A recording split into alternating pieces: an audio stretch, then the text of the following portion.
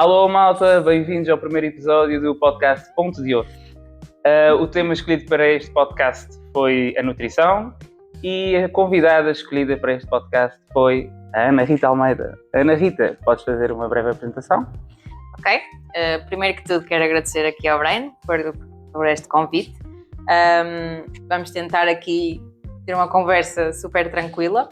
O meu nome é Ana Rita Almeida, sou nutricionista desde 2015. Acho que também estamos aqui para partilhar um bocadinho do meu conhecimento e da minha experiência aqui com atletas, mais aqui na parte da nutrição desportiva. E pronto, e espero conseguir de alguma forma passar alguma mensagem positiva aqui neste bocadinho. Claro que sim. E vamos a isso. Claro. Pronto, uma vez feitas as apresentações, vamos passar agora aqui para algumas perguntas que eu recolhi e que são focadas na parte da nutrição, obviamente com maior ligação a desportos de raquete, ao pádel, obviamente, mas que obviamente que as outras pessoas que estão a ver este vídeo vão conseguir tirar algumas informações para si, sejam praticantes de qualquer um tipo de desporto ou até mesmo de ginásio. Certamente que muitas destas perguntas/respostas vão tirar algumas dúvidas. Bem, vamos então agora passar ao questionário. Rita, a primeira pergunta que eu te queria colocar é a seguinte. Os teus seguidores têm uma dúvida muito grande que é: preferes que te chamem Ana Rita Almeida ou Rita Paula? Ana Rita Almeida. Embora o meu nome profissional seja Ana Rita Paula. Porquê? Porque não deu para pôr Ana Rita Almeida, porque já havia outra. Ok. Isto foi só para tirar um bocadinho a pressão do ar do podcast. Mas a minha página do Instagram é Ana. Aí está. Pois no fim vamos passar aqui o rodapé, aqui depois as nossas redes sociais, para essas pessoas que quiserem fazer um follow. Ok, agora passando a sério, tirando a parte da brincadeira. A pergunta que eu queria fazer primeiro é: qual é a importância da nutrição e alimentação no desporto? Ok, começaste logo aí com o clichê. A pergunta-chave. Então, para não falarmos só aqui de questões de clichê, que a nutrição é super importante e nós já temos aqui imensa informação sobre isso, é importante que se perceba que qualquer desportista, qualquer atleta também é uma pessoa. Ou seja, se eu acho que qualquer pessoa deve fazer, pelo menos uma vez na vida, uma consulta de nutrição, o desportista, só por si sendo pessoa, também vai ter super benefícios de saber para que é que os alimentos são importantes, como se alimentar bem, até porque nem todos os atletas estão bem de saúde, não é? Nós pensamos, atleta, faz desporto, é super saudável. Às vezes eles até beneficiam da consulta, não tanto por causa da parte do desporto, mas pela parte da saúde. E depois sentem-se muito melhor, têm muito mais energia. Quando falamos de atletas mesmo, o que eles querem mesmo é prolongar a sua carreira ao máximo possível, e a nutrição desportiva obviamente tem tido cada vez mais impacto para nós conseguirmos com segurança, não é? Que eles não se lesionem, que não fiquem doentes, que consigam jogar ou treinar durante o máximo de anos possível com saúde. Mas mais especificamente, o que é muito importante perceber? O contexto do atleta, ou seja, a nutrição desportiva vai um bocadinho mais ao terreno. Nós estamos mais com o atleta antes dos jogos, em contexto de treino, contamos muito com o feedback dele, não é? Daquilo que ele já vem a fazer ao longo do tempo, seja suplementação, seja alimentação, a forma como se alimenta, e desde jovens nós tentamos sempre educá-los, não é? Fazer com que eles fiquem cada vez mais autónomos na sua alimentação, quando tem jogo, quando tem treino, saibam o que é que têm que preparar, comer, planear, e nesse sentido a nutrição desportiva é um bocadinho mais específica para algumas coisas, mas eu digo sempre que há uma consulta como outra qualquer. Sim, ou seja, um atleta come da forma como qualquer um de nós, qualquer pessoa come. Neste sentido, não sei se é o caso ou não, obviamente tu é que tens as consultas de nutrição, mas um atleta pode eventualmente chegar ao pé de ti, como nutricionista, não é verdade? E dizer-te, ok, olha, eu precisava de atingir determinados objetivos a nível do desporto, da sua carreira, em que medida é que a nutrição pode ajudar nisso? E neste caso aí acabas se calhar por fazer um plano mais focado naquilo que são os objetivos dele, não é isso? E isso também é verdadeiramente o que me apaixonou nesta área, porque ninguém é igual a ninguém, e mesmo, por exemplo, tendo dois atletas da mesma modalidade, os dois jogam ao mesmo tempo, têm a mesma idade, um pode ter um objetivo completamente diferente do outro. Claro. Um pode querer melhorar a composição corporal, diminuir a gordura, o outro pode querer ficar mais forte, mais ágil. Ou seja, é muito importante perceber logo esta questão dos objetivos e das metas que eles querem, e até porque hoje em dia já se fala muito no nutricionista com grandes atletas, não é? E eles sabem, tendo esses exemplos, o quão importante é ter uma alimentação de base que depois os faça atingir esses objetivos. Só para tu teres noção, quando nós falamos nos Jogos Olímpicos, a nutrição pode ajudar a que eles fiquem 1 milésimo mais rápidos. Portanto, são detalhes às vezes fazem toda a diferença muito depois. Pequeninos e que as pessoas não têm noção que podem ter esse impacto. Uma simples comida. Neste caso, pegaste muito bem na parte da nutrição desportiva, naquilo que são atletas, se calhar, de alto rendimento. O que não é o meu caso, e se calhar muitas das pessoas que estão aqui a assistir ao episódio também não são atletas de alto rendimento. Neste sentido, a nutrição acaba por ser uma mais-valia da mesma forma. Okay? Por mais que não tenham objetivos tão elevados, se calhar até o próprio acompanhamento, se calhar não é necessário um acompanhamento tão regular, se calhar semanal, como um atleta de alto rendimento, mas obviamente que vai ter uma importância da mesma forma, até mesmo para o próprio rendimento no desporto, mesmo que seja de uma forma amadora. Sim. Aliás, eu diria que as pessoas que procuram mais os nutricionistas muitas vezes são amadoras. Porque desde o início elas precisam mais de ter aquele combustível ou aquela energia porque não são treinados.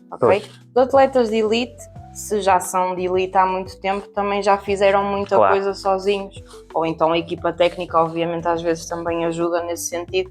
Ou seja, um atleta de elite, se calhar, quer a tua opinião ou o teu aconselhamento para o detalhe, para tu ajudares a melhorar ali alguma capacidade, mas no fundo ele já faz tudo bem, ou já faz uma alimentação ótima, ou já se preocupa imenso com a nutrição. Já tem outra preparação, claro. Quando é amadores ou quando é clubes, por exemplo, eu gosto muito de trabalhar com jovens por isso, é mesmo quase educação do zero, é mesmo quase dar-lhe as listas de alimentos, não é? Diários e pré-treinos e pós-treinos, ou seja, é um tipo de consulta menos exigente, mas muito mais dinâmica e eu acho que até é muito mais interessante, temos mais variantes. Ok. Muito bem, mas passei então à pergunta seguinte. Eu tinha aqui a pergunta e acho que acabaste já por responder de certa forma, que é em que é que consistia uma consulta de nutrição desportiva, portanto acho que acabamos de certa forma... por dizer que era uma consulta normal, não é? Exato. Também tem um plano alimentar, também tem medições. A diferença é mesmo estarmos mais no terreno, principalmente se eles têm jogos, nós tentamos estar lá, balneários tentamos estar lá, em momentos decisivos tentamos estar lá, portanto acho que há mais esse feedback e há mais também da parte do atleta esse feedback para trás, estão constantemente a procurar esse feedback. De resto, tudo normal, é uma consulta regular, tradicional, tudo o resto. Agora, pegamos aqui numa pergunta que se calhar vou focar, obviamente puxar um bocadinho a brasa à minha sardinha. Quais são as necessidades específicas de acordo com os tipos de desportos? Ou seja, neste caso em específico, sobre o pádel. Pronto, eu também vou falar um bocadinho nos desportos de raquete e no pádel, porque também é aquilo que acaba por ter mais contacto, mais experiência, mas no fundo o que nós depois nos ajuda bastante aqui a diferenciar o tipo de nutrição para cada atleta, nós começamos também por perceber um bocadinho de vias energéticas, ou seja, se vai ser um tipo de desporto que vai ter mais necessidade de oxigênio, menos necessidade de oxigênio, claro que isto já é um bocadinho mais técnico, mas por exemplo, para explicar isto ao atleta, nós utilizamos muito as capacidades físicas, por exemplo, se ele quer mais potência, se ele quer mais velocidade, isso também nos ajuda a nós profissionais a diferenciar os tipos de esportes. Por exemplo, aqui mais para o pádel em si, nós vemos até que é um tipo de desporto intermitente, não é? Que acaba por utilizar várias vias de energia e isso vê-se também no decorrer do jogo com momentos em que tu tens mais potência, momentos mais explosivos, tens vários momentos de descanso, até porque é jogada em dupla. É um desporto de vários picos. Podes ter que fazer sprints, podes ter que necessitar de jogar mais tempo, portanto aqui só num desporto temos várias variantes que depois vão condicionar, lá está, a nutrição que o atleta vai ter. Isto pondo também aqui um bocadinho contextualizando, nós falamos de hidratos de carbono, não é? Falamos de proteínas e falamos de gorduras. Se nós, por exemplo, temos momentos mais explosivos, se calhar vamos precisar mais desses hidratos de carbono simples ou até da creatina, ok? Que nós falamos muito. Porquê? Porque precisamos daquele estímulo muito rápido e o corpo vai ter uma reação também muito rápida. Depois, a gordura também pode funcionar, funciona bastante bem, por exemplo, para corrida, para exercícios mais aeróbios, digamos assim, mas no pádel, se temos um jogo muito grande, obviamente que a gordura também vai ter que estar ali em momentos do nosso dia, não é? E portanto, pegamos um bocadinho por aí, explicando assim muito por alto. Nós sabemos que energia é uma só, não é? Nós precisamos que o atleta tenha sempre, como eu costumo dizer, o combustível do carro cheio, mas depois pegamos um bocadinho no tipo de valências de cada desporto e no tipo de, por exemplo, se o atleta é amador, se já joga num Master, se já joga em que divisão, digamos claro. assim, e personalizamos o plano também de acordo com isso. Ok. Agora uma pergunta mais focada em ti. Em que medida é que a especialização do profissional é uma mais-valia numa consulta? Isso é muito interessante também, porque tem havido muito debate sobre isso, não é? Obviamente que, por exemplo, na clínica, se tu queres ajudar uma pessoa que tem um problema de saúde, não significa que tu só és bom se já tiveste esse problema de saúde, não é? Claro, não faz sentido. Claro. Mas na área da nutrição desportiva, o que nós realmente temos percebido é que quanto mais tu percebes daquela área do desporto, ou quanto mais tu vês jogos, acompanhas com o desporto. Acompanhas, exatamente, tens contacto de alguma forma com a modalidade, isso vai-te ajudar bastante a chegar às dúvidas do teu atleta, porque eles vão-te pôr as questões de uma forma muito técnica, não é? Por exemplo, não estou a conseguir executar bem o smash, e se tu não souberes o que é um smash, claro. ele tem que estar ali a explicar. Claro que ele sim. não vai perder tempo com isso. Então, obviamente que nós estudamos muito e um nutricionista que trabalha numa equipa de futebol não teve que ser futebolista, ok? Mas tem que ter muitas horas de estudo e tem que acompanhar muitos jogos e eu acho que é muito importante e faz a diferença se a pessoa estiver realmente dentro do acontecimento. Por exemplo, no meu caso, eu também fui puxando mais a brasa para a minha sardinha, ou seja, comecei a acompanhar mais atletas de ténis de praia, pádel, porque me sentia melhor com esse tipo de desportos, em vez de trabalhar mais com futebol ou futsal, que também agora já dei formação. Mas o que é que eu acho? Luta, como eu não entendo tão bem dessas áreas, eu vou focar mais naqueles atletas que eu acho que consigo ajudar melhor. Na parte do trail, da corrida, pronto, já vou tendo alguma experiência e isso faz com que depois nós sejamos muito mais eficazes no contacto com os atletas.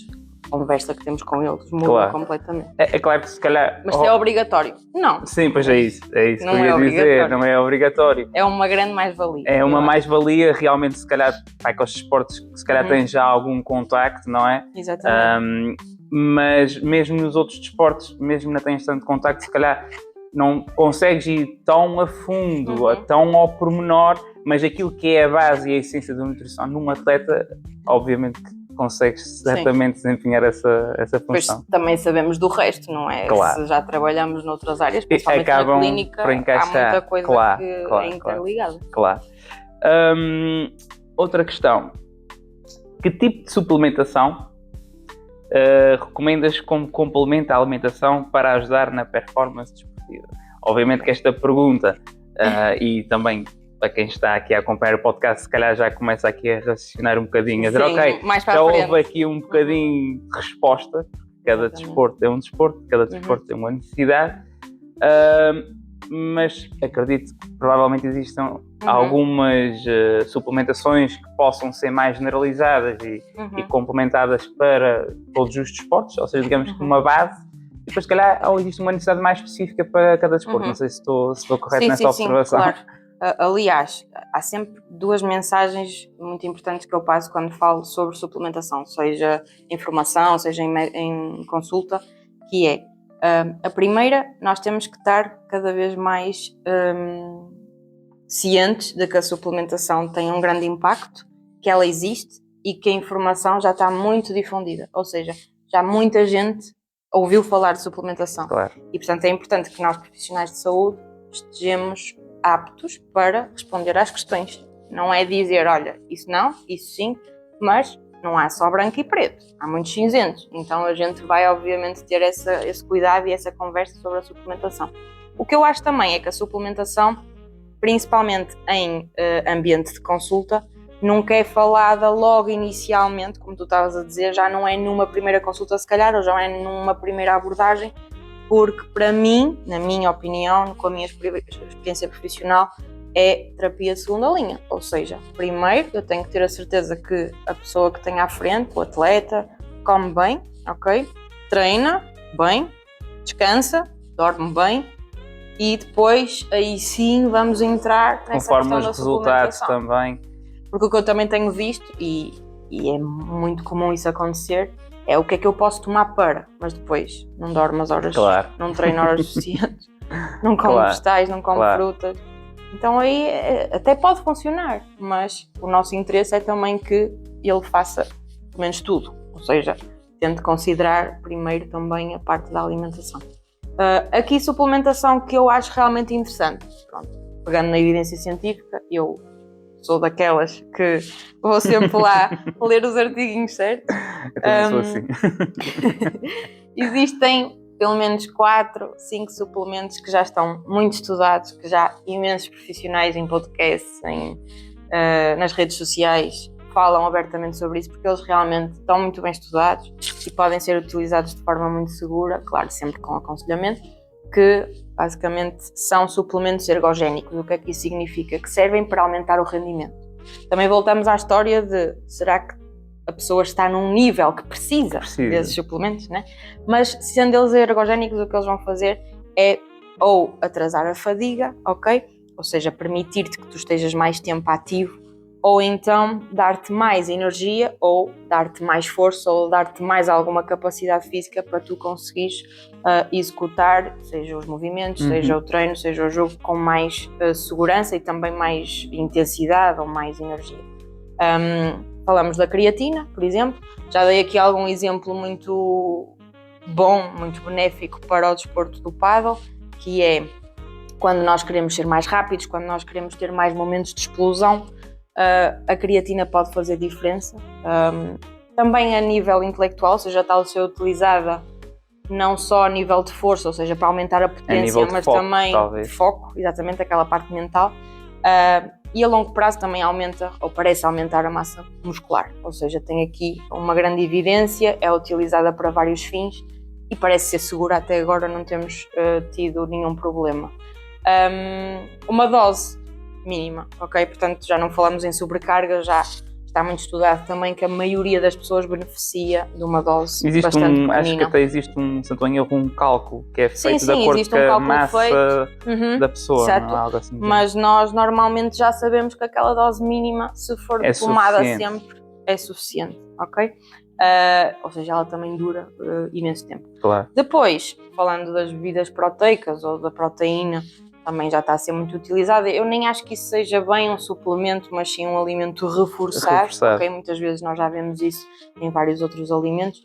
As bebidas isotónicas ou os eletrólitos, ou seja, aquela combinação de sais com hidratos de carbono, às vezes são muito importantes quando temos condições, por exemplo, atmosféricas de muita umidade, de muito calor, quando temos jogos muito longos e não temos muito tempo para hidratação, que também é um problema.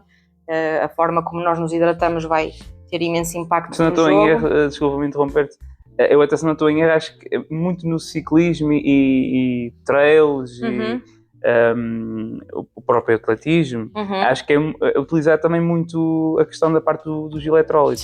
Sim, porque existem perdas, não é, de sais e de água muito grandes e, portanto, para nós termos a certeza que a pessoa não está desidratada, e claro, desidratados eles vão estar sempre, mas a um nível extremo, isso acaba por ajudar bastante aqui a nível do plasma sanguíneo, ajuda aqui também a retardar a fadiga e a manter a pessoa mais hidratada. Pronto, estes são aqueles principais. Depois, claro que dependendo do detalhe, há pessoas que, por exemplo, necessitam às vezes de tomar algum complexo vitamínico ou utilizar aqui um magnésio, uma vitamina C. Eu sou muito apologista de avaliar, obviamente, alguns parâmetros bioquímicos, claro, ter em conta as análises, o historial da pessoa, mas também não digo que não o faça sempre sobre aconselhamento, Claro. ou seja, nós temos atletas que tomam às vezes extra doses de vitamina C, mas naquele caso e naquele exemplo faz sentido. Outras pessoas, por exemplo, dão-se muito bem com o bicarbonato de sódio, não têm qualquer problema gastrointestinal.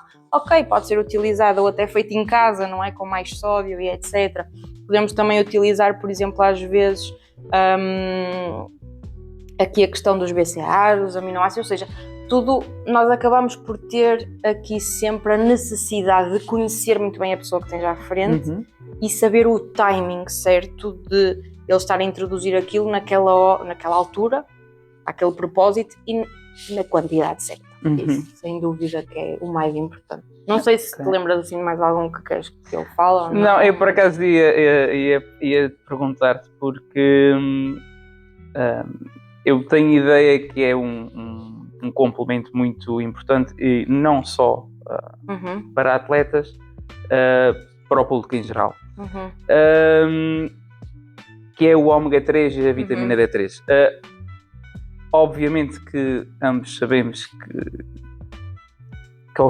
quais são as fontes, ou sabemos grande parte das fontes onde se vai buscar estas vitaminas. Todavia é difícil, por vezes, através só da alimentação ou do próprio dia-a-dia, conseguir atingir, se calhar, os níveis necessários para o organismo.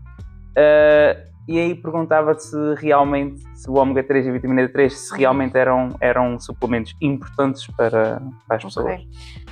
Isso é muito interessante porque eu, quando pensei em desporto, não pensei nesses, porque esses normalmente nós utilizamos muito na clínica. Ou seja, lá está, a parte do desporto e da clínica estão sempre de mãos dadas.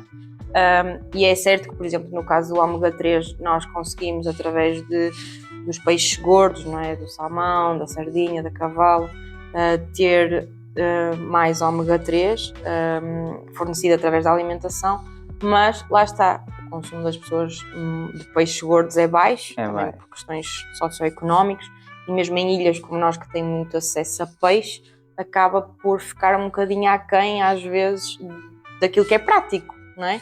Porque agora tu já vês, por exemplo, salmão em lata, mas há uns tempos ou comias atum ou ficavas aqui muito preso em termos de opções que podias transportar. Portanto, eu vejo muito benefício, aliás, em atletas e pessoas e adultos, mesmo jovens, sem ser atletas, também utilizo aqui com frequência, mas vou sempre primeiro falar nas fontes alimentares e depois, se fizer sentido, vou aqui pegar nos ômega 3. Vitamina D é igual. Tem exposição solar? Não tem. Por exemplo, tu jogas pádel ao sol. Okay? Há pessoas que fazem treinos indoor sempre, nunca veem o sol. Mas obviamente que tem que haver aqui uma distinção. E até para a minha coragem está para ver que eu jogo ao sol. Tem que haver aqui uma distinção de diferentes esportes, mais uma vez, e qual é a exposição solar neste caso. E vou dar, por exemplo, um exemplo que às vezes as pessoas não pensam, que ok, ômega 3 faz bem. E no desporto faz sentido. Eu tive há pouco tempo um caso de um atleta que não se estava a sentir bem, muita azia, não estava a conseguir perceber de que é que era. Qual era a origem? E isso influenciava, obviamente, o rendimento, não é? Que era aquilo que nós não queríamos, era aquilo que nós queríamos melhorar. E depois percebemos que, de facto, o ômega 3 não era o que estava a causar, mas sim o revestimento das cápsulas, que é, às vezes, dificílimo de tomar, não é? E, portanto, mesmo depois das refeições, ele sentia esse sintoma. Ou seja, em vez de estar a beneficiar, estava a prejudicar, claro. Isto com tudo, ok? Portanto, se faz bem, obviamente que sim. Se temos evidência para a utilização, claro que sim. Se potencia a massa muscular, é anti-inflamatório, antioxidante, tem as suas propriedades, obviamente que sim. Mas para aquela pessoa, faz sentido sim ou não? Quando? Claro. É sempre essas as principais questões que eu costumo fazer. Ok, para concluir vou-te colocar aqui uma questão. Deduzo que tenhas assim, algum conhecimento de causa que é a relação entre o lado social do pádel e a nutrição. Ou seja, como nós conhecemos, o pádel é um desporto bastante social. Não é uma tradição, mas fica bem. É um atleta de pádel que gosta de conviver. Quando acaba o jogo, ter ali uma cervejinha, não é? E dá ali mesmo que seja sem álcool, a pessoa gosta ali. Pois. Sem álcool é um bocadinho mais difícil de ter disponível lá nos clubes, mas até agora nunca vi, mas pode ser que haja. Mas era exatamente nesse ponto que eu queria tocar, que é certamente que existirá um equilíbrio, mas gostaria de saber da parte de uma nutricionista qual é esse equilíbrio, ou se realmente o facto de beber uma ou duas cervejas, se realmente pode ter algum impacto negativo na performance de um atleta, independentemente se seja um atleta de alto rendimento, um atleta amador.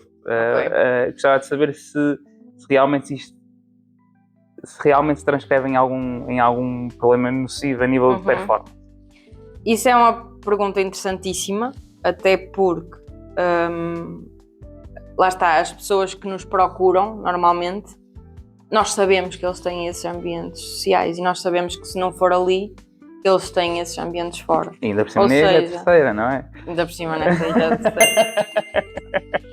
Mas o que é que eu quero dizer com isto? Que é, se eu disser logo à partida, agora fazes um plano de nutrição e esqueces tudo o que é vida social e convívio. O problema é que ele depois vai sair da nutricionista e ir para a psicóloga. Pronto. Bem visto. E eu perco cliente. Nesta ilha eu perco cliente. É assim, impacto. Vai sempre haver um impacto. Principalmente álcool, não é? Quando nós falamos de bebidas alcoólicas e rendimento, nós sabemos que baixa um bocadinho o rendimento.